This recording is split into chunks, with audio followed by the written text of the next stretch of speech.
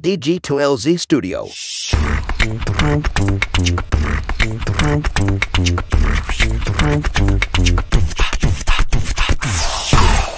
Selamat pagi, siang, sore, atau kapanpun waktu yang teman-teman pakai untuk mendengarkan podcast ini. Kembali lagi bersama saya Panji di podcast Ngobrol Bisnis. Dan kali ini sudah bersama saya adalah Mas Ferry Haris. Beliau adalah CEO dan founder dari VH International Consulting. Halo Mas, Ferry, apa kabar? Kabar baik Mas Panji. Mas Panji baik juga. Baik, alhamdulillah. Ini kita kayak pura-pura baru ketemu ya. Padahal, padahal tadi kan udah ada off the record ya. Iya, iya. Dan mensayangkan saham masyarakat. Jadi kita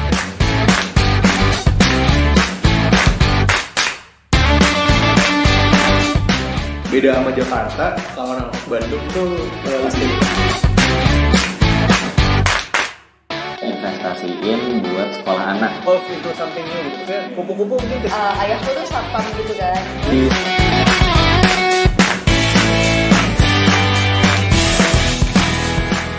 Mas Ferry ini out of the blue ada timnya yang kontak aku ya beberapa minggu yang lalu gitu ngajakin podcastan karena beliau base-nya di Belanda dan lagi mau ke Indonesia sekarang ya. Betul. Jadi sebenarnya sama kemarin udah di Uh, Indonesia, but uh, was fokus on family gitu. Oke. Nah, kita summer itu ke Indonesia, memang kebetulan kita juga ya membuka sister company di bidang yang sama, Uh, itu bekerja sama dengan Keywords. uh, Tapi pada waktu itu memang hanya fokus ya istilahnya di depan notaris ya. Iya. Dan itu pun momen-momen saya bingung sendiri. Oh, ternyata kalau di Indonesia buka bisnis itu pakai cap jempol ya. Iya. Gak tahu bahwa harus pakai cap jempol. Iya. Tapi kan karena itu hanya sekedar formalitas. Uh, But I know it has to have a kind of like a human interaction. Kalau iya. dengan customer Indonesia, nggak bisa yang fully remote. Jadi makanya memang minggu depan rencananya selama sebulan saya akan ada di Indonesia dan Singapura. Kebetulan memang ada beberapa business arrangement juga di Singapura. I see. Dan ya karena itu, loh, kayaknya partner bisnis saya sudah pernah ngobrol sebelumnya sama Panji. Wah, jadi tiba-tiba ya tim saya. Jadi saya tahu dari tim saya itu juga waktu saya lagi di Portugal. I see ya.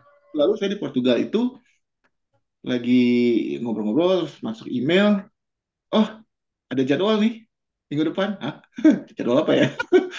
Perasaan tidak ada janji apa-apa minggu depan. Uh, Ternyata ngobrol dengan Mas Panji ya, tapi senang banget bisa bisa bisa ngobrol ini, artinya iya, juga iya. kan menambah kenalan saya gitu di Indonesia. Iya, betul, betul, betul. Dan memang kalau saya sendiri pribadi bikin podcast ini, apalagi di usia-usia udah 30-an ke sini gitu ya kan, sulit membuka jejaring baru gitu kan. Sulit sulit berkenalan dengan orang baru, apalagi yang sebidang, dan siapa tahu bisa ada sesuatu yang bisa dikolaborasikan ke depannya gitu. Jadi makanya saya bikin podcast ini gitu. Termasuk juga sama Randy Keywords ya, itu udah kenal lama banget sih sebenarnya gitu. Jadinya ya menarik juga ternyata koneksinya berasal dari situ gitu ya. Kenal apa pertemuan titik pertemuannya ya ternyata.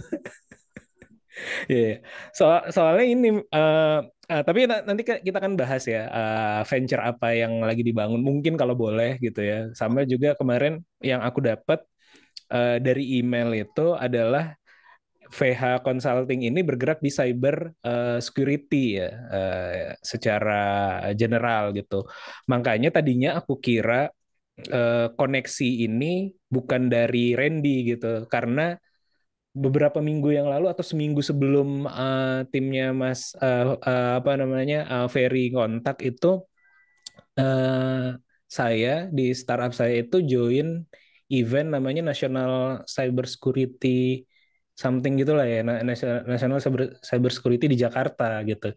Jadi saya pikir ini apa ada yang ngontak dari kenalan kemarin kita networking di sana dan segala macam. Oh ternyata dari sana, dari arah yang berbeda lagi gitu. Jadi cukup menarik buat saya gitu. Mungkin sebagai awalan gini Mas, boleh diceritain dulu nih how apa ya gimana apa jadi saat ini gitu. Kenapa mendirikan VH International Consulting? Dan kenapa bergerak di bidang cyber security ini? Backgroundnya dari mana? Uh, Wah, versi panjang, versi pendek. Panjang aja, kita kan ngobrolnya ngalor ngidul nih. Ya sebenarnya sih kalau di Runut, saya kan kuliah dan kerja tuh sempat 2 tahun di Indonesia. Hmm. Jadi bukan yang apa istilahnya tiba-tiba di Belanda gitu, enggak. Jadi memang kenapa saya juga kenal Randy karena memang saya sebenarnya dalam tanda petik tergolong orang lama. I see. Jadi kalau Mas Panji sempat atau pernah dengar ada namanya dulu komunitas Ubuntu Indonesia, Iya. saya salah satunya di sana. Dan pada waktu itu memang saya juga sempat kerja di Kominfo. Oh, I see. Jadi kalau sekarang buah karyanya Undang-Undang ITE, ya I see. kita sampai di situ saja mitranya. Kemudian and then saya dapat scholarship di Hmm. Belanda. Jadi ketika saya dapat scholarship itu, saya memutuskan untuk memang heads down. Dalam artian, ya bukannya memutus tali silaturahmi dengan yang di Indonesia, tapi memang waktu itu saya memang mau fokus di kuliah, sehingga saya tidak lagi aktif dengan hal-hal yang ada di Indonesia. Long story short, kemudian setelah saya tugas akhir lah ya, tesis gitu di Deutsche Telekom, T-Mobile, itu ada offer, mau nggak kamu kerja tapi di bidang IT audit, which is under Hmm. Deutsche Post DHL. Jadi kalau kalau ke Bonn di Jerman, Ya. istilahnya T-Mobile ke kanan, Deutsche Post ke kiri gitu. Jadi kota yang sama tapi tinggal beda arah doang. Ya udah, waktu itu mikirnya, aduh, IT auditor ngapain ya? Udah Hmm. gitu kan, ya, auditing, aduh, kayaknya nggak bisa punya temen nih. Tapi apa namanya semangat untuk mencoba hal yang baru lebih tinggi sih. Jadinya ya sudahlah kita jalanin aja tanpa ekspektasi banyak gitu. Dan ternyata di situ belajar banyak banget. Jadi kuliahnya apa, Hmm. terus tiba-tiba kerjanya apa gitu. I see. Dan selama 10-12 tahun itu eh, pindah-pindah kerja, jadi sempat ya kerja di Jerman, kerja di Singapura, dan akhirnya kembali ke Eropa, tapi di Belanda, mostly backgroundnya full di IT auditing, Hmm. risk officer, dan compliance and security. Nah, jadi ketika ada momen untuk membuka usaha sendiri, ya dalam tanda petik, ya saya tahunya cuma itu gitu. Hmm. Cuman saya mencoba membuat ya apa offering yang a little bit a different twist lah di bidang ini gitu. Jadi usahanya tidak tidak jauh dari memang pekerjaannya selama hampir 15 tahun hanya itu gitu. Hmm. Kalau orang lama dan bermain juga di komunitas Ubuntu gitu ya maksudnya Ya, dulu. Berarti backgroundnya ini kalau soalnya kalau yang bergerak di bidang cyber security ya secara spesifik kalau di Indonesia ya sepengetahuan saya tuh either ada dua jenis gitu. Maksudnya ya dua jenis lah ya. Yang satu adalah berangkat dari orang IT, yang satu adalah dari orang hukum. Uh, nah, which one nih? Yang mana nih? Mas Ferry kalau yang mana nih? dari orang IT, jadi S1-nya ilmu komputer UI. Heeh. Jadi pada waktu itulah saya ketemu dengan komunitas Ubuntu Indonesia. Hmm. Saya berkarya di situ. Nggak tahu kalau zaman dulu pernah dengar yang istilahnya kambing, server Iya. kambing, Eh, saya manage. Gitu. oh, wah, beneran Dan orang yang udah lama di IT ya ini mas sebenarnya ya. Orang berarti itu ini sambil saya buka LinkedIn-nya juga ya. Berarti memang angkatan-angkatan ini di atas saya sih sebenarnya ya. Kalau saya tuh kuliah mulai 2006 lah. Tapi emang ketertarikan 2000, iya 2006 masuk gitu. 2006 masuk. berarti ketika kamu masuk, Eh, itu pengumuman SPMB-nya saya yang handle. Gokil. Jadi 2004, 2005, 2006, Eh, eh, seluruh sistem SPMB, iya. pengumumannya itu saya dan beberapa teman yang handle. Hmm. Jadi ya kita merasakan bahwa ya itulah tengah malam gitu mantengin network dari jam 6 sebenarnya, dari jam 6 sore sampai pagi lagi Iya. kita dibayar dengan penuh sukacita dan Dunkin Donat. Itu tidak. Itu berarti jatuhnya ini jadi agak ngomongin zaman dulu ya, nggak apa-apa deh. Itu berarti jatuhnya eh, bukan berarti pada saat itu masih mahasiswa kan berarti kan? Ya, jadi saya sendiri kan lulusnya 2006, Heeh. jadi masuk 2002. Tapi kan kalau di UI kan eh, Project dosen ya itu. bila Anda berprestasi tertentu bisa jadi asisten dosen ataupun Isi. juga ada proyek kan.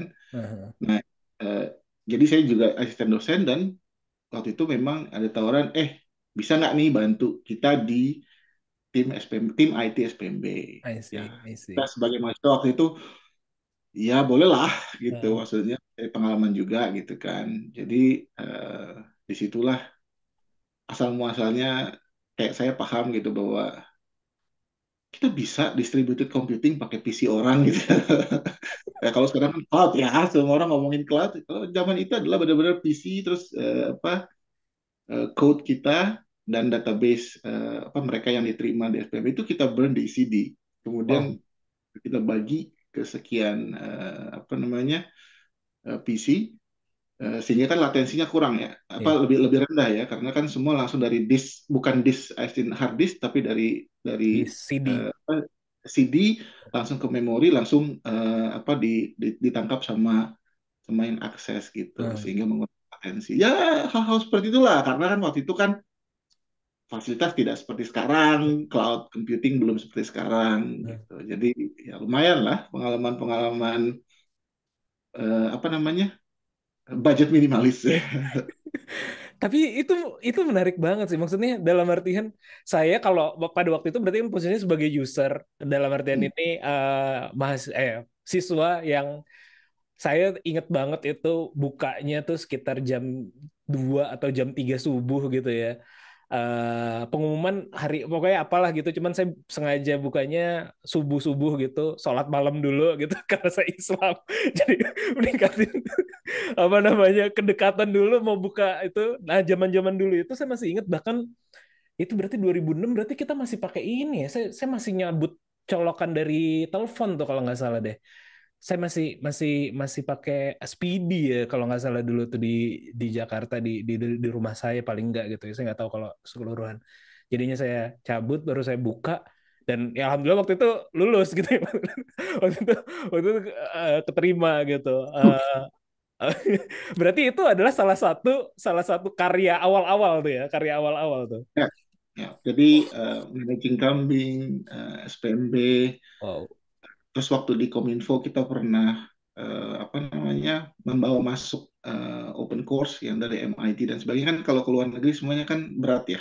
Heeh. At least pada waktu itu bandwidth ke luar negeri itu berat. Jadi salah satu tugas kita, tugas saya waktu di Kominfo itu adalah bagaimana istilahnya negosiasi dengan pihak MIT Hmm. untuk mereka bersedia datanya ya disinkronis seperti seperti Linux tadi di Ya. kambing, tapi disinkronis ke server yang kita punya di Indonesia, dan waktu itu dikasih. Ya. Jadi makanya untuk MIT ketika waktu itu Course-nya kalau ada ada yang bisa diakses ya. course-nya ada yang versi servernya di Indonesia, sehingga orang tinggal tinggal aksesnya di local IIX saja. Iya, iya, iya. Menarik, menarik. Berarti sebenarnya dari zaman memang kan kalau zaman dulu ya mungkin sampai sekarang sih ya tipikal IT itu yang informatika atau ilkom itu memang dari mahasiswa sudah ada proyekan lah atau diberikan proyek dari dosen atau entah dari mana aksesnya, karena dulu mungkin tidak terlalu serius sekarang gitu ya apa-apa dan bahkan bisa dibayar dengan donat aja gitu. Bisa dibayar dengan donat aja gitu. Nah, cuman setelah lulus itu kan sebenarnya cukup menjanjikan proses apa profesinya gitu. Setelah lulus langsung di bidang yang sama di Kominfo, bangun server juga untuk e-course apa namanya MIT tadi gitu. Itu berlanjut sampai berapa tahun tuh kira-kira pada waktu itu? Sebenarnya Kominfo itu bukan pilihan pertama. Itu Oh iya, buka-bukaan by the way, Kominfo-nya nih bukan ASN kan, berarti bukan PNS kan? bukan. Bukan. Jadi memang waktu itu kalau dilihat dari teman-teman seangkatan itu begitu lulus atau belum lulus pun ada yang keterima apa istilahnya dulu manajemen trainee Ya. atau ODP di bank A, B, C. Ada yang masuk famous consulting companies gitu. Saya nggak dapat kerjaan. Wow. Nah, sampai satu hari teman saya bilang, kamu mau nggak bantuin tante saya di Kominfo? Oh, saya, oke. Daripada saya nganggur, istilahnya. Ambil mencari S2 waktu itu. Karena saking desperate-nya nggak dapat kerja, saya pikir udahlah saya cari S2, tapi saya juga carinya beasiswa. Sempat dapat di Australia, tapi cuma dapat setengah. Dalam artian cuma dapat tuition-nya doang, biaya hidup harus cari sendiri. Waduh, nggak bisa waktu itu. Jadi saya kerja di Kominfo itu bukan sebagai ASN, tapi coverage-nya itu banyak. Jadi makanya dulu kalau istilahnya mungkin sama kali ya kayak sekarang ya, palu gada lah, palu mau gua ada gitu. Jadi mulai dari e-government, e-commerce, open source, pokoknya segala hal yang end up di istilahnya di meja ibu. Nah, waktu itu direkturnya seorang ibu gitu. Ya masuk ke kita juga gitu. Jadi udah macam-macam lah. Tapi juga dari sisi itu momen belajar paling banyak karena kan kalau orang ikut manajemen training mungkin atau ODP atau benar-benar spesifik di IT kan hal yang dia pelajari biasanya hanya sedikit. Waktu itu saya harus belajar semua karena orang kan berasumsi bahwa siapapun yang datang dari kementerian baik itu dia datang ke pusat ataupun ke daerah untuk melakukan sosialisasi diharapkan memahaminya dengan baik gitu kan. Padahal banyak hal yang saya nggak paham dan baru belajar di situ. Jadi itu 2 tahun lah. Jadi 2006 sampai 2008. Jadi 2008 itu baru saya pindah ke Belanda untuk studi. I see. Dan di Belandanya ini kalau saya lihat kalau di LinkedIn ambilnya bisnis information teknologi ya, nggak spesifik lagi ke atau memang terminologi yang di Inggris kan seperti itu. Kadang-kadang kan kalau di Eropa, Belanda atau Belanda atau Jerman terutama suka aneh-aneh tuh ininya. Nah, Dirinya kan. benar-benar memang nama jurusannya Business Information Technology dan saya mendapatkan universitas ini juga bukan hasil riset yang keren gitu. Benar-benar literally. Makanya waktu penerimaan waktu itu kan ditanya ya setiap mahasiswa asing itu bagaimana kamu bisa menemukan universitas ini dan teman-temannya. Ya saya cuma bilang padanya saya ke Google and literally memasukkan Business Information Technology. Yang keluar ya sudah itu yang saya apply. Kenapa ambilnya bisnis information teknologi kalau misalnya tadinya sudah kuat di IT gitu ya? Kenapa nggak ambil magister information teknologi aja gitu tanpa embel-embel bisnis information teknologinya nih? Karena pada waktu itu sebenarnya jujur sudah ingin melupakan ke-IT-annya. Hati yang pertama, ingat? Yang tidak terima kerja kan. Nah, terus kalau pure masuk finance kan kayaknya jauh banget ya. Jadi yang masih ada ya bau-bau IT-nya tapi agak-agak sedikit beda apa sih bisnis IT gitu. Makanya juga ketika di situ belajar dan sekarang akhirnya end up di auditing, security, compliance itu juga nggak nyambung sebenarnya. Tapi boleh dibilang balik lagi ada blessing in disguise juga karena jadinya ketimbang atau dibandingkan auditor lain yang pure auditing, saya bisa menawarkan lebih karena saya bisa ngomong bahasa bisnis. Saya tahu apa yang mungkin, apa yang nggak mungkin. Nggak cuma berdasarkan buku tuh harusnya begini, berdasarkan teori harus begini. Enggak. Saya bisa bilang, ya teorinya begitu, tapi in reality itu nggak mungkin atau cost-nya terlalu besar gitu. Dan itu yang sebenarnya membuat saya di bidang ini ekstranya di situ, padahal kuliahnya dan pekerjaan pertamanya nggak ada hubungan sama sekali gitu. Jadi pengalaman ini semua malah jadi mengenrich saya untuk bidang ini. I see. Dan ketika itu kan apakah sudah plan akan tetap stay di Belanda selepas dari kuliah atau tadi lagi kebetulannya dapat pekerjaan di sana atau memang sudah plan gua nggak mau lagi lah balik ke Indonesia nih, apalagi ngurusin pemerintah gitu misalnya atau apalah gitu ya. Kalau plan nggak ada, jadi kebanyakan kondisinya adalah semua serba Kebetulan. keberuntungan kan ya, Hmm. kebetulan. Hmm. Karena memang pekerjaan pertama setelah kuliah justru di Jerman, bukan di Belanda. Jadi Ya, semua ya. temen nih, para mahasiswa asing dapat tesisnya atau apa ya kerja praktek ya kalau di kita Nah. itu semua di Belanda. Saya nggak dapat. Tiba-tiba sampai udah hari kita harus memutuskan ambil ambil ambil apa mata kuliah itu. Ya. Udah siap nih, sudahlah saya tugas akhir di kampus aja. Tiba-tiba ada perusahaan dari Jerman menghubungi pihak universitas, mencari mahasiswa tingkat akhir, terus dia langsung kasih ke saya, ya ayolah gitu. Jadi semua serba kebetulan, termasuk juga ketika pekerjaan itu, karena memang tadinya pikir, oh ya sudah lah, ini enak nih di T-Mobile, di Deutsche Telekom, Ya. karena juga waktu itu memang tugas akhirnya di bidang terkait enterprise architecture. I see. Memang pengennya tuh ke arah sana, I see. tapi lowongan nggak ada. Nah, supervisorku punya teman, tapi audit gitu, makanya dia juga agak-agak ragu nawarinnya. Nah, karena aku nggak tahu harus gimana, tapi ya penasaran aja. Jadi ya udah kita jalanin. Tapi akhirnya dia berkembangnya di situ. Ya kalau orang mungkin bilangnya, ya mungkin Fer udah jalan lu aja kali ya. Ya, ya, Bisa ya. jadi. Iya, iya. Berarti ini satu, walaupun tadi dibilang nggak dapat pekerjaan ketika lulus S1 apa segala yang dicita-citakan, padahal sebenarnya kan kalau di lingkungan gitu ya, kalau kalau nanti mungkin kalau saya search lagi, Mas Ferry ini jangan-jangan memang apa ya, memang orang yang dibalik yang tadi tuh kan, server kambing lah, terus juga udah apa ya, di komunitas kuat lah seperti itu, tapi di karir resminya tidak gitu. Lalu ketika masuk ke Belanda, lulus Business Information Technology, tugas akhir terkait itu, tapi pekerjaan setelah itunya bergeser lagi gitu. Ini berarti series of, kalau kalau pada saat kita menjalankan mungkin ngelihatnya kayak tadi ya, oh iya ini kebetulan, keberuntungan. Tapi kalau Mas Ferry saat ini ngelihat ke belakangnya tuh, connectingnya tuh apa tuh Mas kira-kira? Kalau buat saya sekarang, semua itu connectingnya adalah ternyata memang satu, karir itu nggak lurus.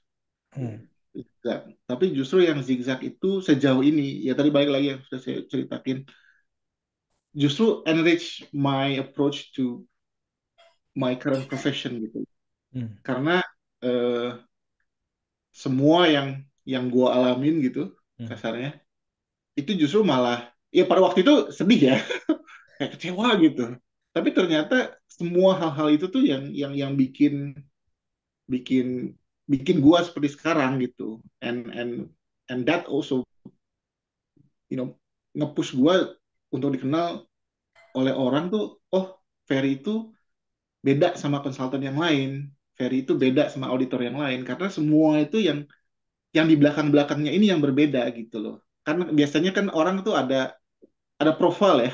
Iya. Istilahnya, oh kalau auditor tuh pasti orangnya begini. Iya, iya. Orang yang kerja di security pasti backgroundnya begini gitu. Jadi profil itu tuh sudah ada gitu. Dan itu jadi, ya di banyak perusahaan jadi momok tersendiri kan. Makanya di banyak perusahaan tuh, kalau udah dengar auditor tuh langsungnya, kita jauh-jauh deh, jangan ngobrol sama mereka kalau bisa gitu kan. Tapi karena saya backgroundnya lain dan bisa pendekatan lain, justru malah memang memang apa namanya lebih fluid aja gitu kalau komunikasi gitu. Makanya banyak yang bingung, lu auditor bukan sih? Ya memang, karena sampai inget inget banget gue waktu di Jerman, Panji kan juga di Jerman dulu ya, Iya, sempat. bisa membayangkan ya bagaimana apa facial expressionnya orang Jerman gitu, apalagi auditor gitu kan. Itu 6 bulan kan pertama, 6 bulan pertama itu kan probation. Jadi ketika evaluasi sebelum masuk jadi permanen itu dipanggil kan, kita sama head of internal auditnya. And then he told me that, Ferry, I don't have any problem with your work, everything is fine, but you smile too much. Terus kan ya gue bingung ya. Iya. Emang kalau jadi auditor nggak boleh senyum ya Pak? Ya tapi wibawanya auditor itu nggak ada kalau Hmm. auditornya terlalu senyum. Hmm. Sampai yang ya saya usahakan lah, tapi nggak janji ya. Ya karena ya nggak ada masa yang biasanya begini tiba-tiba harus apa namanya serius gitu, nggak bisa gitu. Hmm. Tapi mungkin justru malah yang itu yang membuat aku cepet banget naiknya karirnya karena istilahnya kalau orang lain susah dapat informasi, Hmm. gua dengan pendekatan gue malah jadi cepet gitu. Iya. Jadi apa yang biasanya orang nggak dapet, kayaknya gampang aja gue dapetnya gitu. Oh itu kan cuma begini doang. Thanks. Jadi ternyata ya tadi background tadi, terus yang dengan apa senyumnya orang Indonesia bisa kok, Iya, iya, bisa iya. kok tetap jadi auditor gitu maksudnya. Iya, iya. Iya, menarik, menarik sih. Karena aku pernah juga ngobrol dengan auditor, tapi pada waktu di podcast ini, tapi konteksnya beliaunya udah nggak jadi auditor gitu. Jadi kalau pernah dengar, kalau orang-orang di angkatan sekitaran kita pasti pernah dengar Ivan Lanin lah ya. Eh, Hmm. Ivan Lanin kalau mungkin belakangan dikenalnya kayak apa sih ahli bahasa atau apalah sejenisnya gitu. Beliau ini backgroundnya IT atau teknik kimia gitu, saya lupa engineering atau teknik informatika gitu. Pada waktu itu saya juga ulik di kalau nggak salah teknik informatika deh, di ITB gitu. Dan eh, sebelum dia terkenal sebagai ahli bahasa itu dia adalah auditor governance risk sejenis itulah, sejenis itu. Dan saya lihat juga track recordnya mirip nih, maksudnya seru apa mirip-mirip lah, tidak serupa-serupa, cuman kayak oke gue dari IT terus ke sini terus bergerak di bidang ini dan dengan kelebihan yang belok-belok tadi gitu ya, ternyata justru malah jadi blessing gitu ya, blessing in disguise gitu. Pada saat menjalankan mungkin ngerasa apa sih ini, tapi pas sudah di ujung ngelihatnya ternyata malah jadi ini ya, ya. Iya. Apalagi kan dulu kan Ivan kan kalau nggak salah nggak hanya menjalankan, tapi dia juga one of the shareholder di perusahaan risk management itu. Iya, iya, iya, Eh, betul, betul. Oh, dia kenal juga kenal pernah kenal baik juga ya, Mas Mas Ferry ya. ada waktu di Kominfo dulu kan dia dulu sangat aktif di Wikimedia Indonesia. Betul, betul. Dan kita juga Kominfo salah satu yang saya mendukung lah untuk memperluas. Jadi kita juga sering ada kegiatan yang Hmm. membawa kan ikut kita gitu kan karena waktu itu Kominfo itu tidak ada istilahnya cabang di daerah gitu. Iya, iya, iya. Maksudnya memang ada dinas Kominfo di beberapa provinsi, Provinsi tapi ya. kan fungsinya lain. Hmm. Jadi Kominfo pada waktu itu kalau di daerah masih lebih kayak penyiaran, komunikasi gitu kan. Iya. Kita kan dari sisi IT-nya ya. Jadi kadang-kadang kita ke daerah untuk sosialisasi, kalau nggak salah Hmm. termnya ya, Iya, tepat sosialisasi sekali. baik source, apa namanya keterbukaan informasi dan teman-temannya ya salah satunya ya dengan membawa teman-teman dari Wikimedia Indonesia juga. Oh, I see. Iya, menarik, menarik, Ya menarik. itu tadi bukan orang baru, Iya, iya, iya, cuman makanya, makanya. setelah kuliah itu memang heads down gitu. Iya, Itu iya, aja. iya. I see, I see, I see. Oke. Jadi deg-degan nih saya ngobrol aja. Jangan. Oh, Takutnya ada beberapa ini apa servisnya dulu yang pernah saya pakai atau ini terlibat gitu. Oke. Nah, masuk ke VH consultingnya gitu. VH ini tentu saja pasti dari nama dong, Ferry Haris kan. ya betul. Ini apa nih dan mulai kapan nih dijalankan gitu? Sebenarnya nggak lama. Jadi Hmm. baru baru banget officially 2021. Hmm. Sebenarnya sudah idenya tuh udah ada dari 2019. Hmm. Cuman problemnya waktu itu karena izin tinggal Hmm. sehingga sulit kalau mau buka usaha karena kan waktu 2019 saya masih istilahnya di sini dengan visa kerja ya. Hmm. Jadi I still need someone or another company Ya. to be my sponsor. Bisa aja kalau dibarengin karena kan aku di sini dulu highly skilled migrant. Oke. Cuman jadinya tax double dan teman-temannya. Nah, jadi 2020 itu pas kebetulan dapat permanent residency di Eropa, jadi kita tidak perlu lagi apa namanya izin tinggal gitu ya. Hmm. Ya itulah baru ya udah yuk kita bulatkan tekadnya gitu. Bahkan maksudnya kalau orang lain kalau di perusahaan kan kalau resign itu sebulan sebelumnya ya. Gue Hmm. resign 6 bulan sebelumnya gitu. Karena Wow. satu pengen pamit baik-baik dengan perusahaan, nothing wrong with the perusahaan. karena memang justru perusahaan itu yang membuka mata gue. Jadi salah satu niatan baik gue adalah gue memang mau pergi baik-baik karena mereka juga sudah mendorong ini gitu. Nah, jadinya baru resminya itu 2021. Ya sekarang berarti hampir 2 tahun lah. Tuh. Jadi memang kalau ditanya asal muasalnya ini tuh bagaimana ya? Sebenarnya nggak ada niatan. Jadi sebagai orang asing yang sangat tidak bisa bahasa Belanda, tidak pernah terpikir untuk ini. Tapi justru karena perusahaanku yang terakhir itu, jadi 2019, dia itu apa ya? Kalau aku lupa kalau di Indonesia padanannya apa, tapi dia itu managing seluruh uang pensiun kayak pegawai negeri, militernya, suster, dokter dan teman-temannya. Nah, kita yang megang duitnya. Sebagai bank, sebagai banknya atau Aset management. Jadi kita yang muterin uangnya, mencari investment dan teman-temannya, tapi aku dari sisi IT risk-nya. mungkin kalau di Indonesia padanannya kayak sekarang BPJS Ketenagakerjaannya mungkin ya. Mungkin kali ya. Karena kan Nah, tapi kan BPJS Ketenagakerjaannya mungkin yang ini administrasi. Nah, ini kan mungkin BPJS Ketenagakerjaannya naruh uangnya di sebuah perusahaan. Nah, perusahaan inilah yang mengelola semua uangnya. Jadi memang perusahaan yang aku kerja itu yang ngurusin semua uangnya. Jadi kalau dibilang itu the biggest in Europe. Namanya apa? Namanya apa, Mas? Asset management. I see. Oke. Nah, waktu itu ada program untuk seluruh pegawai namanya The Making of You. Jadi mungkin karena perusahaan ini juga ada social value-nya ya, karena kan mereka ngurusin uang pensiun ya. Jadi mereka juga ingin membantu lah istilahnya semua pegawainya itu untuk lebih memahami dirinya. Karena kan bisa jadi ya kerjanya A tapi value dia B, jadi nggak cocok gitu. Either misalnya dia selalu kesal di kerjaan, kayak merasa ada yang nggak klop gitu frekuensinya. Nah, semua pegawai waktu itu dikasih training, namanya The Making of You. Karena orang non Belanda itu sedikit, saya jadi kayak dapat private. Saya sama satu orang lagi. Jadi ada trainingnya kita coba 3. Jadi kita benar-benar in-depth banget gitu loh pembahasannya dan eksplorasinya. Nah, di situ singkat cerita, ternyata memang saya nih frekuensinya nggak nyambung. Frekuensinya dalam artian my value as a person itu tidak akan bisa difasilitasi even kalau saya jadi misalnya CEO di perusahaan itu gitu. Karena itu nggak akan pernah match gitu. Dan waktu itu solusinya adalah Ferry, you have to try to make your own way. Because if you continue like this, then ketika nanti udah tua, frekuensi itu nggak ini, ya itulah awal-awal kayak burnout dan teman-temannya. Jadi kayak early warning juga. Ini Ferry, kalau kamu terus ini bisa nggak match gitu loh.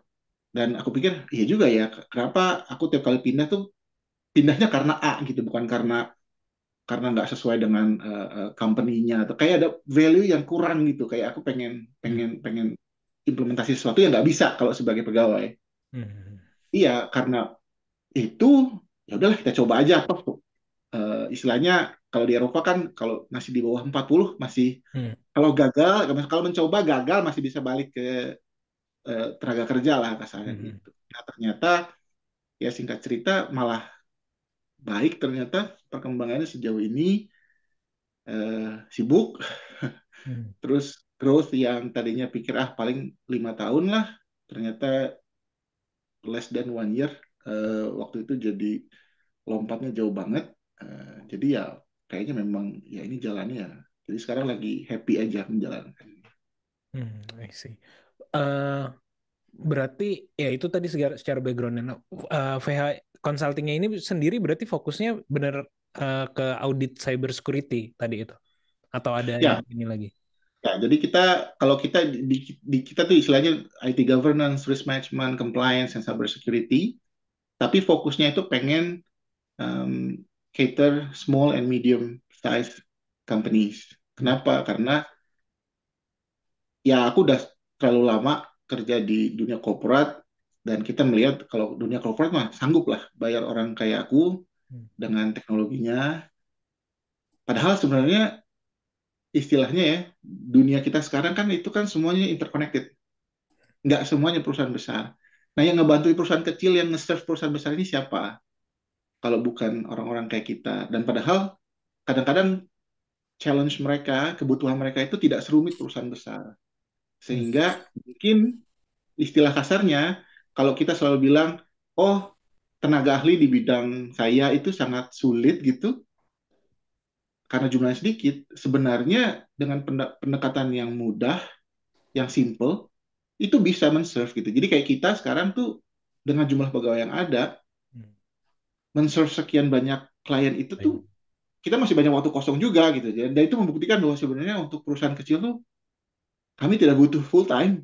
Kami tidak diperlukan full time lah kasarnya. Betul, betul. Tapi kita bisa men-serve lebih banyak customer kan jadinya kalau yang besarnya secure, yang besarnya compliant, yang kecilnya juga itu kan jadi ekosistem yang baik ya. Ketimbang yang besarnya doang, terus yang kecilnya istilahnya ngap-ngapan gitu loh untuk ngikut. I see, I Gitu. see. Berarti ketika starting di 2021 itu aku pengen tahu sih mekanismenya kalau di sana di Belanda itu kalau mau bikin company gimana? Tadi kan kita off record atau apa sudah record ya ngomongin kalau bikin company di Indonesia harus pakai cap jempol dan segala macam. Oke. Nah, boleh diceritain nggak bikin company atau legal di sana seperti apa gitu?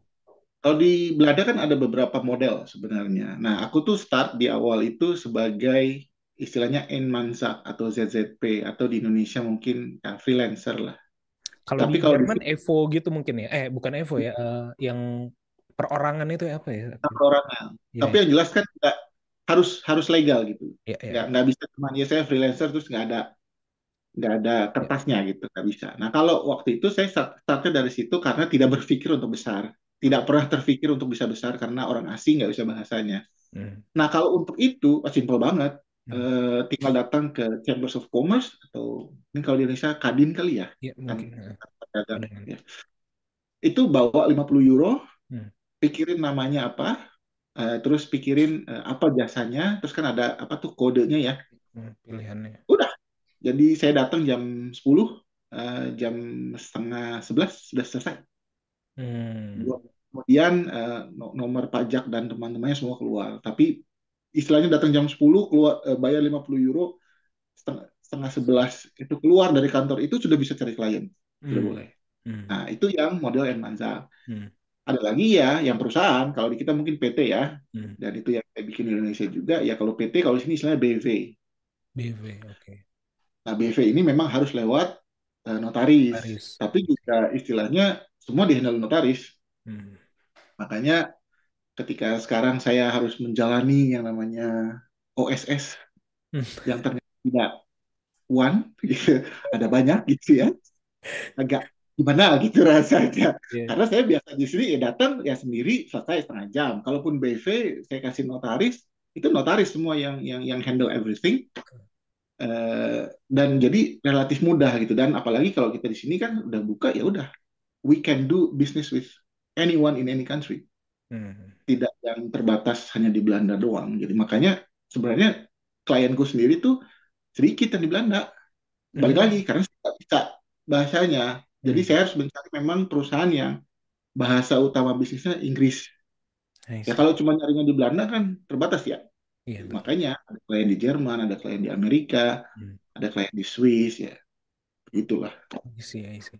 Ini aku literally kemarin banget kan baru balik dari Jerman juga ya, bulan sekarang November, Oktober atau September ya. September aku udah baru dari Jerman, ada program juga di sana dan salah satu take away-nya gitu jadi pengen set up legal juga di sana karena lagi ada sesuatu yang menarik lah untuk secara market dan segala macam gitu ya untuk setup di Jerman. Karena belakangan kan lebih banyak bergerak di startup digital gitu. Dan kalau di compare dengan Indonesia atau di compare dengan Belanda kan sangat sudah sangat maju digitalisasinya gitu ya di Belanda gitu ya. Tapi kalau di Jerman itu masih old school mayoritas gitu, masih konvensional. Makanya aku melihat ada peluang itu dari sisi government kita disupport, the government kita ngikut program mereka, jadi ada support dan macam-macam difasilitasi. Lagi tertarik banget untuk kita di teman-teman di shareholder ini lagi mikir, oh iya, kayaknya ini kita ambil deh langkah ini untuk setup di sana nih, mumpung momentumnya belum belum hilang gitu. Jadi memang lagi ngulik nih kalau di Jerman ada mungkin mirip sih kalau yang tadi istilah yang perorangan, kalau di Jerman bahkan kayak cuma 1 euro, tapi dia juga ada yang GmbH mungkin kayak BV-nya tadi itu eh, masih sama juga sih kayak di Indonesia deh, 1.500 euro atau 2.000 euro gitu untuk notaris dan lain-lain, tapi ada kapital tertentu, persentasenya berbeda dengan yang di Indonesia gitu. Jadi aku penasaran banget kalau sebagai orang Indonesia yang buka di sana, buka di Eropa lah terutama, eh, itu satu, apakah ada semacam kayak insentif pajak, atau juga apakah pernah merasakan kayak sebagai perusahaan yang buka dengan legal di Eropa itu jadi ada apa ya? Ada branding atau ada apa ya? Ada branding lah, ada kemudahan-kemudahan tertentu nggak sih yang diperoleh gitu ya? Yang jelas kalau kemudahan pajak tidak ada yang spesial. Karena kan kalau saya kan di sini kan memang saya orang di sini, jadi buka dari sini tidak ada yang spesial kecuali memang aturan umum lah. Istilahnya siapapun yang buka, kayak misalnya 2 tahun pertama ada pengurangan pajak sekian persen, nah, itu umum semua. Jadi tidak ada yang spesial hanya karena saya orang Indonesia misalnya, nggak ada yang spesial. Tetapi ya tadi yang saya bilang, punya official company di Belanda, apalagi kita udah level BV, itu lebih mudah untuk melakukan bisnis di Eropa. Karena satu, buat mereka, ini mungkin culture juga ya. Jadi di Eropa itu, kalau ada bisnis sejenis yang menawarkan servis yang kurang lebih sama, satu dari US, satu dari Europe gitu, dia akan pilih Europe dulu. Siapapun orangnya. Jadi kalau misalnya ya, perusahaan yang tercatat di Eropa, di negara apapun gitu, oh ya, kalau memang persis sama gitu apa yang saya dapat kan jadi kayak European first mentality juga kalau di sini. I see. Itu dari sisi Europe-nya. Tapi kan karena kita juga, apalagi posisi saya di Amsterdam, di Belanda gitu, itu juga well known globally. Yeah. Jadi kalau kita ngomongin UK, US gitu ya, mereka yang dia di Amsterdam gitu. Yang everybody knows Amsterdam and everybody knows Belanda, dan mereka tahu kalau orang buka perusahaan di sini nggak main-main, karena memang semua due diligence-nya kan sebelum itu di approve kan udah jelas gitu ya. Dan aturan perlindungan baik itu konsumen maupun ini kan di sini kan ketat gitu. Jadi mereka lebih nilai trust-nya ada gitu. Justru challenge-nya adalah kayak saya, yang misalnya kalau saya mau membantu klien di Asia. Jadi saya tidak punya masalah dengan klien di Eropa dan tidak punya masalah di US. Tapi kalau kita bergeser, challenge-nya adalah dia perusahaan di Belanda. Meskipun misalnya kalau saya punya pricing yang berbeda ya untuk Eropa sekian, tapi untuk Middle East dan Asia agak turun, mereka tetap Belanda kayaknya mahal banget ya. Padahal harganya udah turunin nih. Nah, itu juga salah satu alasan kenapa kayak kita perlu nih buat satu legal entity di Asia, sehingga image-nya tadi agak sedikit lebih soft lah gitu. Meskipun mungkin yang mengerjakan either orang Indonesia juga atau tim saya yang hanya bisa berbahasa Inggris gitu.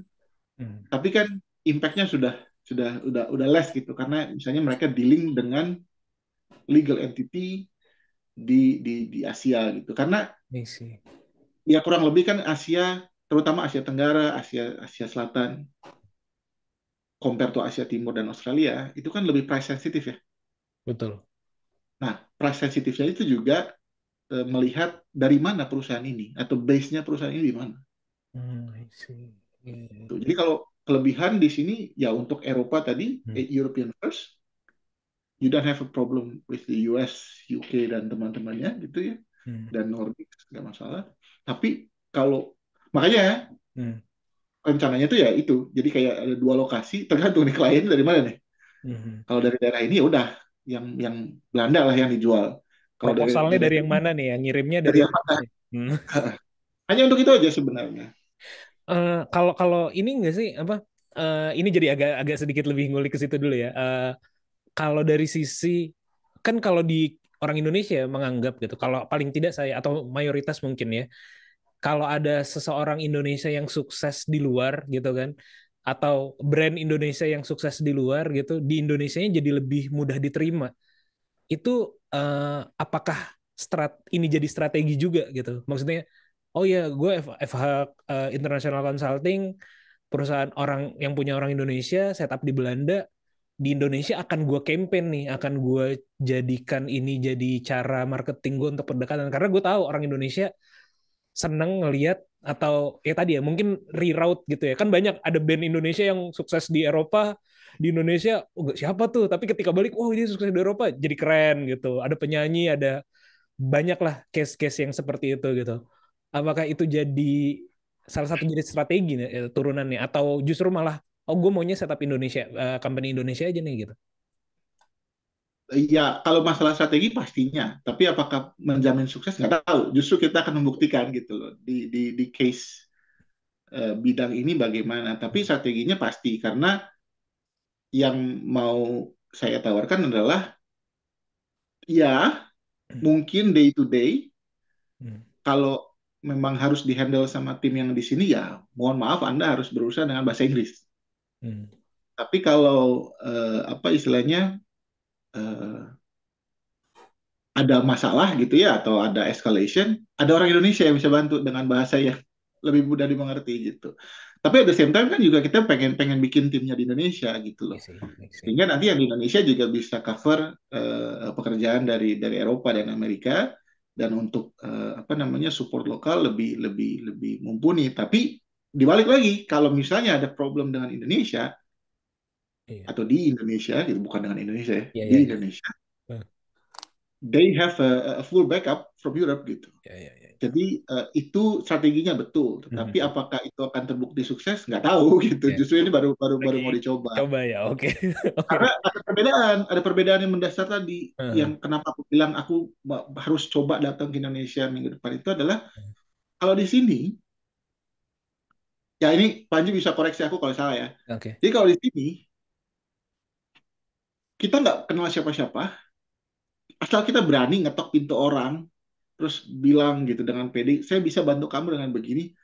Reaksi pertama dia ya, either bisa, oh saya nggak perlu, atau oke, buktikan gitu.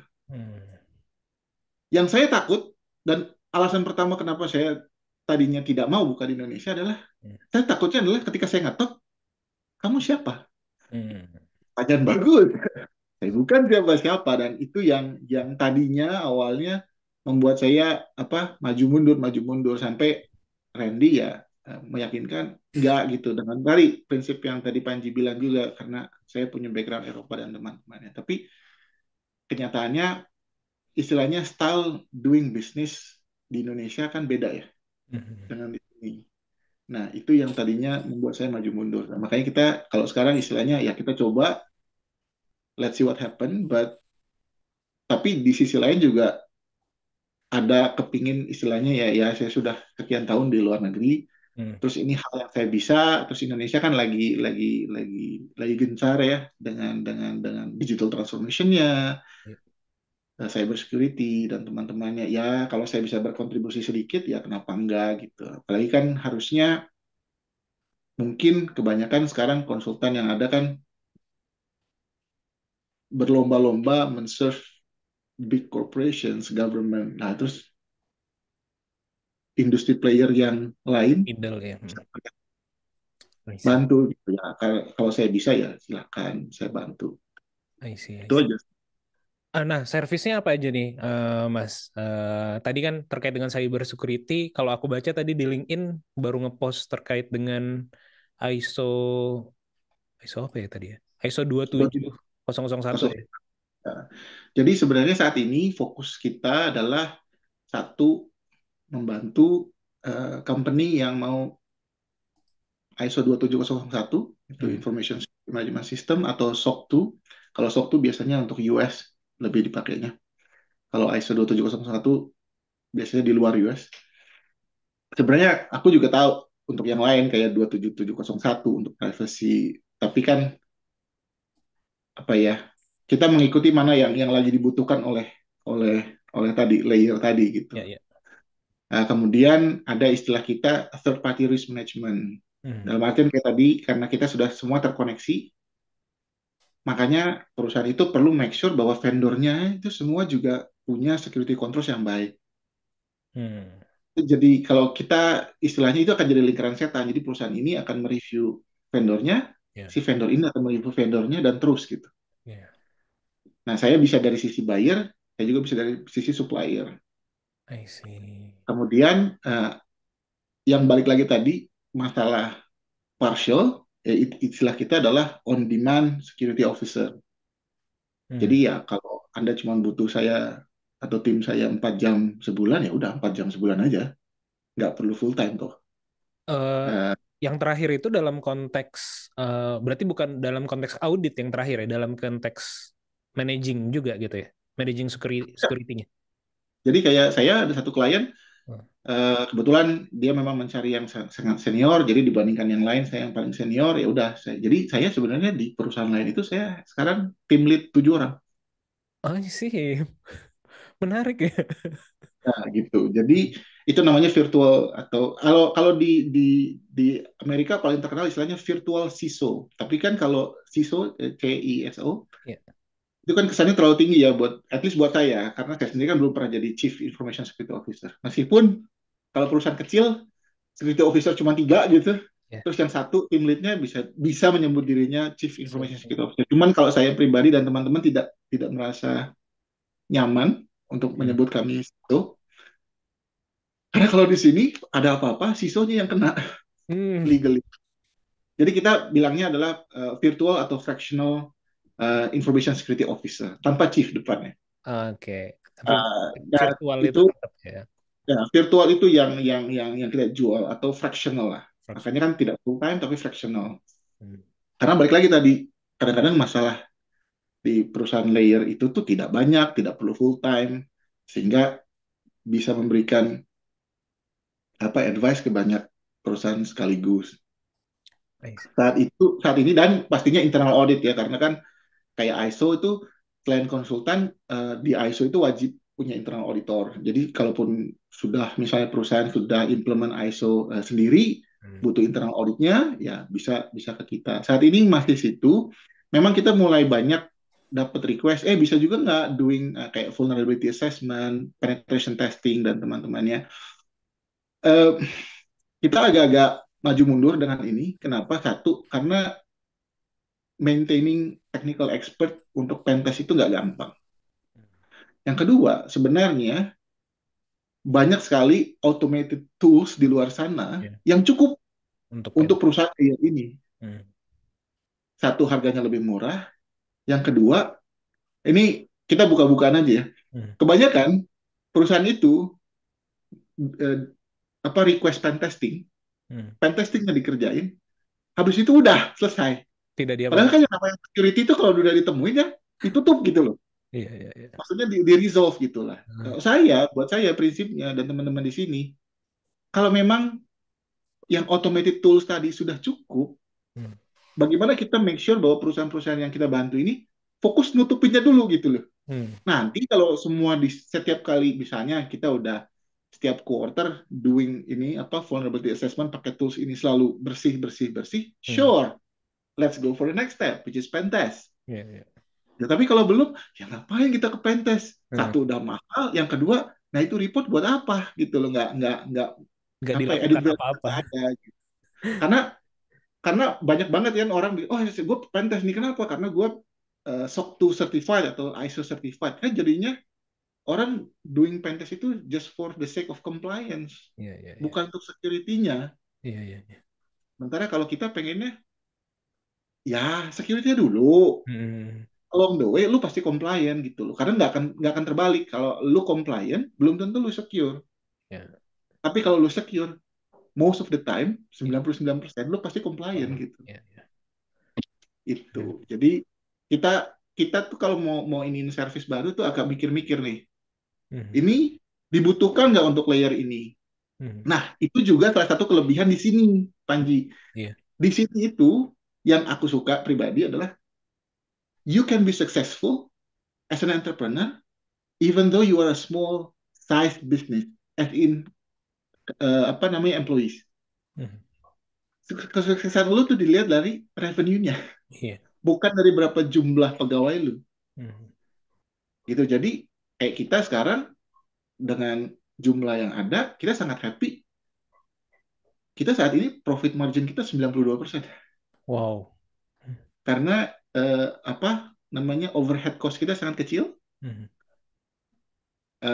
Pricing kita masuk, kita bisa dengan beberapa automation yang kita punya justru itu mempercepat kita proses, tapi jadinya bisa serve lebih banyak, jadinya revenue-nya lebih banyak dibandingkan. Sehingga pegawai itu bisa juga dikasih ekstra bonus yang lebih karena toh. Makanya ketika orang bingung itu ya, oh, ini resesi gimana ya? Inflasi kita santai-santai aja. Karena buffer kita gede banget gitu. Dan itu yang kita suka di sini karena orang tuh melihat kita. Iya.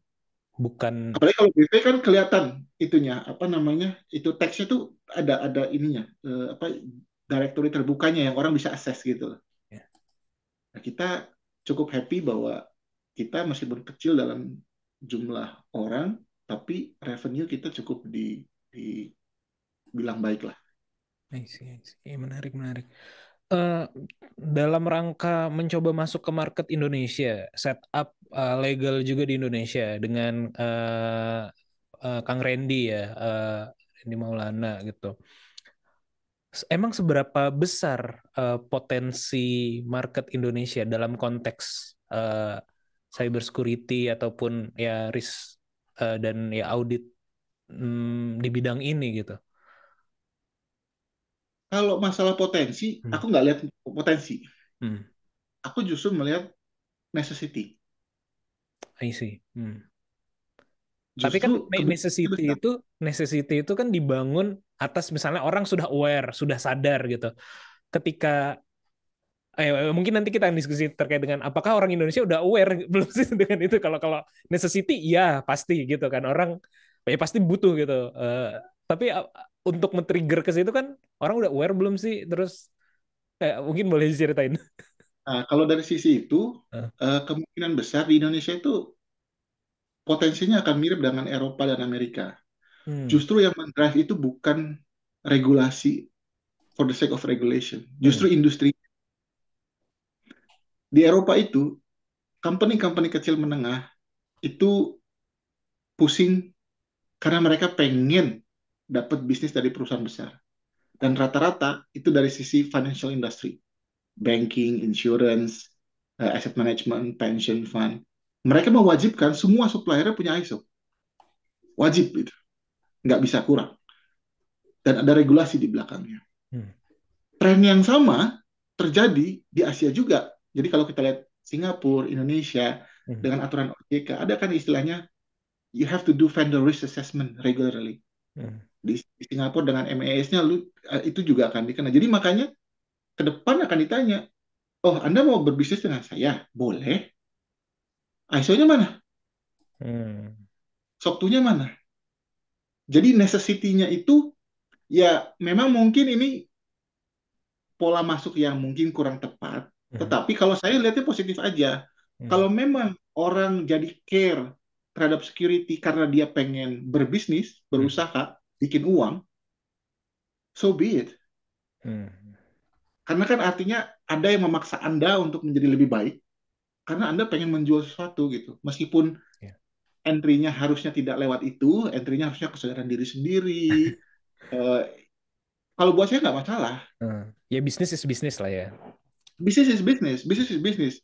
Dan justru kalau buat saya lebih suka seperti itu karena memang orang jadinya punya insentifnya adalah without this I cannot make business. Jadi kalau masalah potensi, kalau saya melihatnya dari sisi necessity-nya. Potensi itu kan karena kecenderungan opportunity, berapa banyak sih yang perlu dan sebagainya. Mungkin sekarang potensi itu tidak terlihat gitu, tapi ketika misalnya perbankan, perusahaan asuransi udah mulai tuh, Ya. oh dia melihat gitu Singapura punya aturan seperti itu, gue juga perlu ya kayaknya. Ya udah kita terapin deh ke vendor kita. Nah, kan vendornya mulai tuh. Mhm. Jadi ngelihatnya dari sisi necessity-nya gitu. Mhm. Nah, kita melihatnya pergeserannya seperti itu.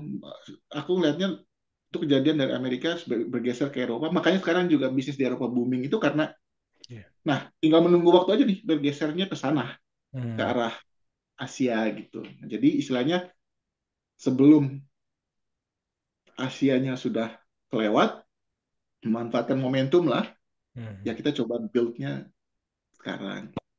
I see. Berarti memang fokus di situ ya, bukan dalam rangka tadi ya. Memang memang spesifik industri yang kiranya sudah memerlukan menjadi persyaratan menjadi vendornya di perusahaan tersebut, itu yang ibaratnya kalau kita bikin funneling itu yang di canvassing, itu yang dikejar lah ya.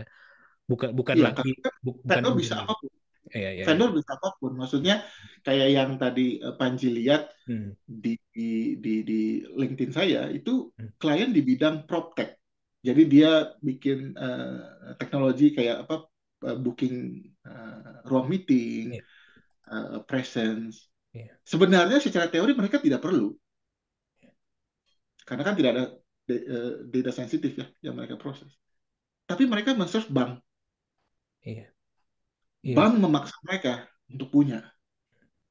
Ada beberapa corporation yang cukup terkenal juga memaksa mereka untuk punya. Jadi dari tadinya yang nggak perlu Hmm. menjadi perlu. Jadi necessity-nya itu yang terjadi. Nah, jadi sama juga nanti di Indonesia, di Southeast Asia, nggak peduli itu apa jasanya selama Anda bergerak di bidang SaaS.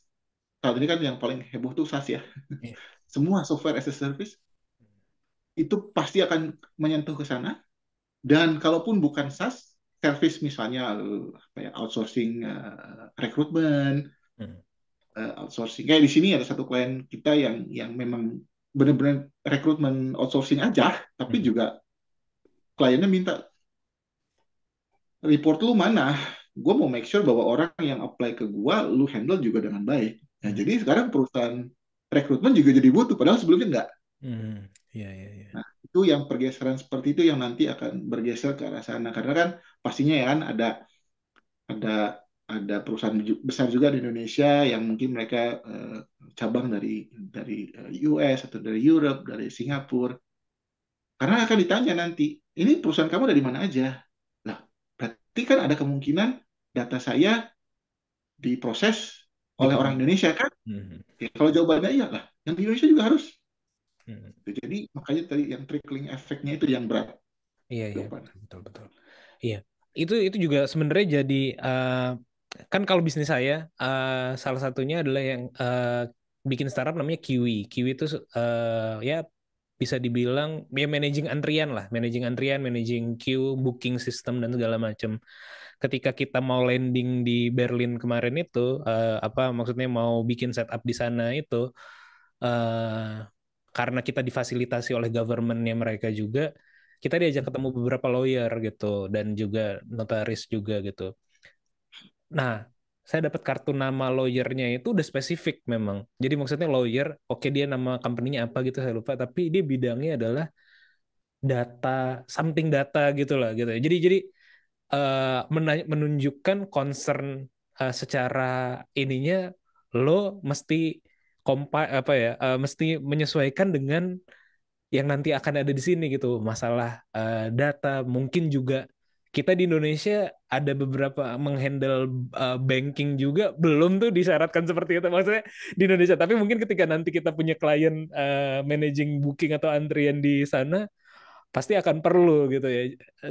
Eh, jadi kayak ini soalnya kalau di kita ya ini mungkin mungkin karena udah lama di Belanda juga ya. Kalau di kita yang yang yang wajib itu atau yang necessity itu adalah yang government regulated kan. Jadi kalau belum ada aturannya ya gitu lah. Ya, makanya kan sekarang kan dengan adanya undang-undang PDP, Ya PDV. terus si OJK di Indonesia, itu nanti namanya third party risk management itu akan trickling. Betul. Nah, itu yang akan mempushnya di situ Mempush sebenarnya. itu. Dan saya mengharapkan dari situ ngepushnya, karena kalau kita hanya mengandalkan government, saya deh GDPR di Eropa juga nggak mungkin mereka ini kan setiap perusahaan nggak cukup resourcesnya kan, makanya percabangan tangan mereka adalah ya perusahaan-perusahaan ini yang istilahnya government fokus ke yang besar yang ngontrol yang menengah yang ngontrol yang kecil gitu. Jadi trickling efeknya tuh di situ. Iya, menarik. Iya.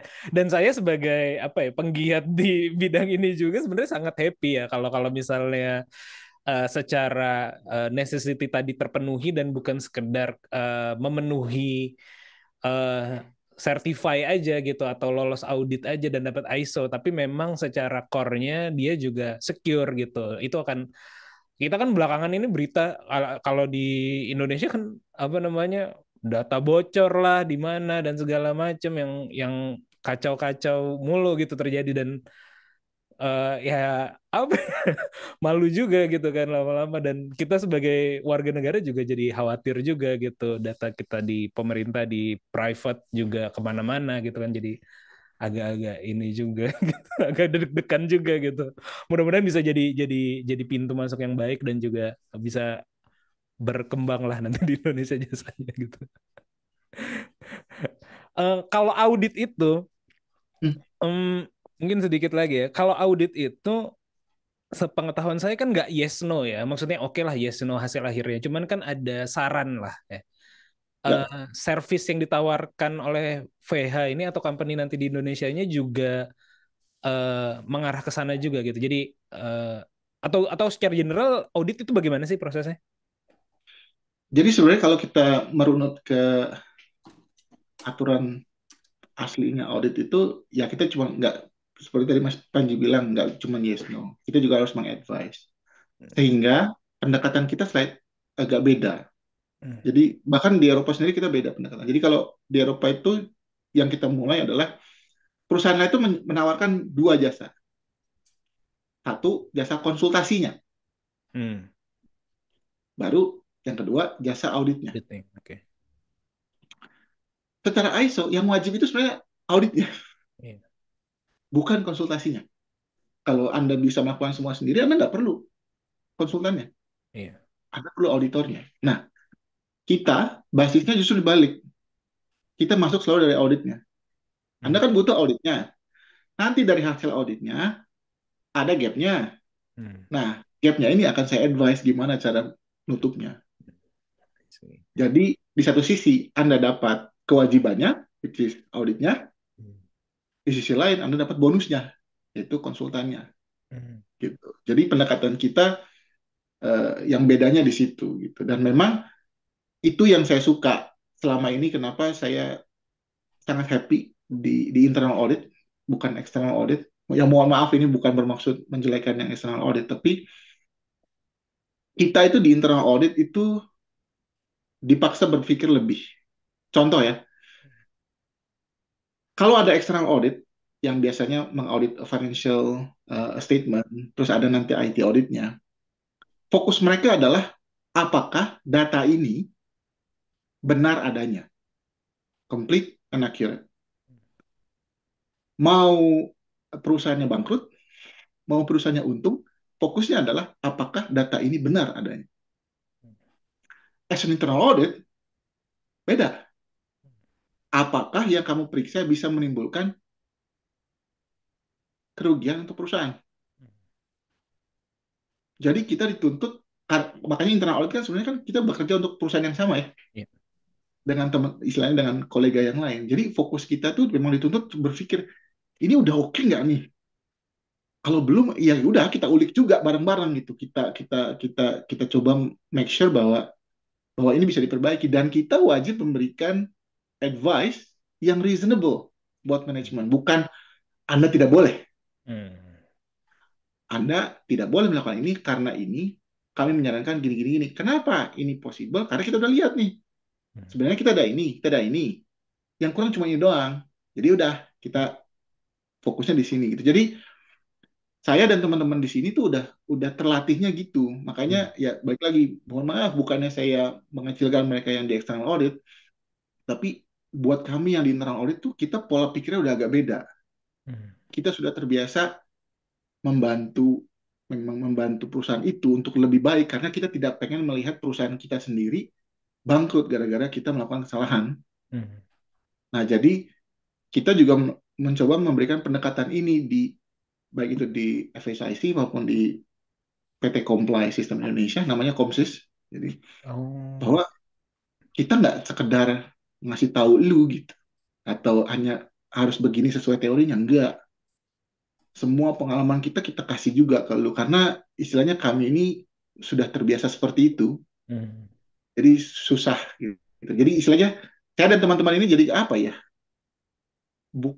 Bukan orang yang mulai karirnya sebagai konsultan di awal, enggak. Justru kita ini semua konsultan telat namanya.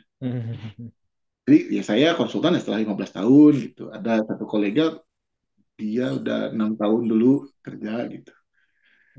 Jadi ya kita, nah makanya itu kita mencoba melakukan pendekatannya agak beda dan puji Tuhan sih sejauh ini ya itu yang bikin kita lumayan diterima gitu. I see. Iya sih. Jadi ngebenerin dulu apa mindset adalah ngebenerin ya, ngebagusin dan juga yang reasonable tadi itu yang powerful banget sih mudah-mudahan ya. Dan ya Iya. namanya Komsis ya. Ini aku lagi buka websitenya juga nih. Iya. Oh iya menarik. Udah ada klien kah di Indonesia? Ya klien pertama Keywords. Oh. Oh iya. Jadi, sebentar lagi mungkin harusnya announce ya di Komsis Keywords 2 minggu lalu baru selesai stage 2-nya dan mereka pasti dapat. Mereka akan dapat. Oh mantap. It will be our first kind of like client success story in Indonesia lah. Mantap ya. Semoga lancar gitu. Mudah-mudahan nanti kita bisa kolaborasi lain ya, Mas Ferry, selain ngobrol-ngobrol di sini. Makanya aku kemarin nembak aja, kita mendingan ngobrolnya online gitu. Aku bilang ke timnya yang kemarin kontak, biar pas lagi di Indonesia nggak ngobrol dari awal gitu. Kalaupun kita ada agenda ngobrol, kayaknya bisa langsung ke produktifnya gitu apa yang mau kita join kan gitu. Oke Mas, terima kasih atas waktunya. Sangat apa ya, buat saya sangat insightful. Mudah-mudahan buat yang dengerin juga sangat insightful. Terima kasih. Semoga nanti lancar juga perjalanannya ke Indonesia. Sampai ketemu nanti di Indonesia kalau gitu. Ya, sampai ketemu di Indonesia. Thank you ya. Ya, terima kasih yang sudah mendengarkan sampai akhir. Sampai ketemu di podcast Ngobrol Bisnis episode selanjutnya. Bye.